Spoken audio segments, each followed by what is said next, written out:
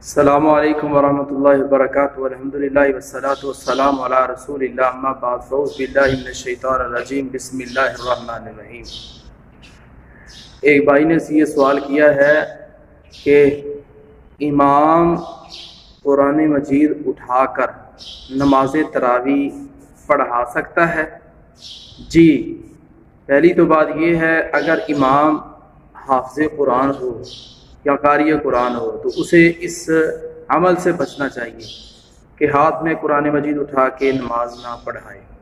اگر کوئی امام ہے وہ حافظ قرآن نہیں ہے، وہ امام تراویح بنا ہوا ہے، نماز تراویح پڑھا رہا ہے اور اسے اس چیز کی ضرورت ہے کہ وہ قرآن مجید اٹھائے تو وہ ضرور اٹھا سکتا ہے، منع نہیں ہے۔ اما جی عائشہ رضی اللہ تعالی عنہا کا ایک غلام تھا جس کا نام ذقوان تھا۔ ماجی عائشہ رضی اللہ تعالی عنہا کو وہ نماز پڑھایا کرتا تھا، وہ قرآن مجید اٹھا کر نماز پڑھایا کرتا تھا، نماز تراویح، اور وہ اوپر دیکھ کے قرآن مجید کے پڑھا کرتا تھا۔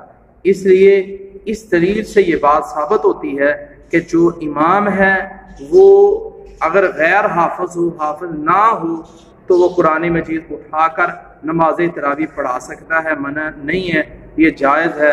اللہ سے دعا ہے اللہ رب العالمین ہمیں قرآن مجید کو حفظ کرنے کی توفیق عطا فرمائے۔ وما علینا الا البلاغ المبین۔